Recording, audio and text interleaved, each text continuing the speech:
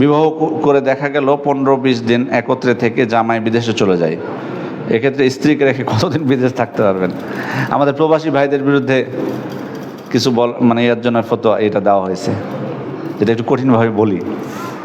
আলাকুল্লি হাল, আসলে ব্যাপারটা হলো যে শরীয়ত, কোরআন এবং সুন্নাহ এই ধরনের কোনো কিছু বর্ণিত হয়নি যে কতদিন আপনি বাইরে থাকতে পারবেন বা বিদেশে। মোদ্দা কথা, বিদেশ বলতে দেশের মধ্যেও তো অনেকে গ্রামগঞ্জে রেখে এসে বাইরে থাকে, আর থাকে না, একই হুকুম এটা। কিন্তু মোদ্দা কথা, স্ত্রীকে ছেড়ে কতদিন স্বামী বাইরে থাকতে পারবে, শরীয়ত কোনো কিছু নির্ধারণ করে দেয়নি। তবে ওমর ইবনুল খাত্তাব রাদিয়াল্লাহু আনহু তার মেয়ে হাফসা রাদিয়াল্লাহু আনহা উম্মুল মুমিনিন, তার কাছ থেকে জেনেছিলেন যে কতটুকু সময় থাকলে কোনো আশা করা যায় কোনো সমস্যা হবে না, তো উনি 4 মাসের কথা বলেছেন।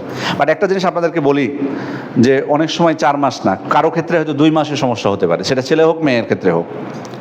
এই জন্য এই বিষয়টা নির্ভর করবে তাদের উপর। আবার কারো ক্ষেত্রে 3 বছরও কোনো অসুবিধা হয় না। আলাকুল্লি হাল, চেষ্টা করতে হবে।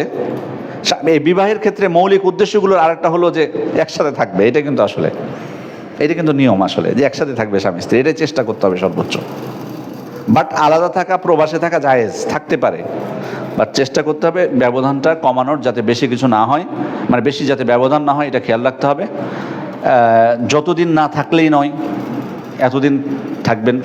যদি খুব অসুবিধা হয়ে যায় দেশের মধ্যে, আবার দেশের মধ্যেও এটা খেয়াল রাখতে হবে যাতে কষ্ট হলেও, অনেক সময় অনেকেই টাকা পারবেন, উনি যেটা ইনকাম করতেছে সেটা দিয়ে ঢাকা শহরে থাকতে পারবেন, বাট টাকা বাঁচানোর জন্য ব্যাংকে জমাবেন, তাই স্ত্রীকে রেখে দিয়েছেন গ্রামের বাড়িতে। এই কাজও অনেকে করেন। কি করবেন, টাকা জমায় থাকতে পারলেন না, বছর বৃদ্ধ হয়ে গেলেন, বয়স্ক হয়ে গেলেন। দিয়ে আমি এই জিনিসগুলোকে বলবো, অনুরোধ করব যে, আমি আবারও বলতেছি আপনাদেরকে, যেখানে শরীয়ত আপনি থাকতে পারবেন আপনার স্ত্রীকে ছেড়ে বাইরে, বাট এটা আপনাদেরকে নিরুৎসাহিত করবো এই বিষয়, এটা যেন আমরা না করি। কষ্ট হলেও একসাথে থাকার চেষ্টা করবেন সর্বোচ্চ। পারিবারিক স্থিতিশীলতা বা পরিবার গঠনের যে উপকারগুলো আছে, যদি আমরা না থাকি তাহলে কিছুই পাবো না। এটা মানুষের জীবনে স্থিতিশীলতা প্রয়োজন। আপনি দেখেন, এখানে কিন্তু ছেলে মেয়ে উভয়ই ফিতনার সম্মুখীন হয়,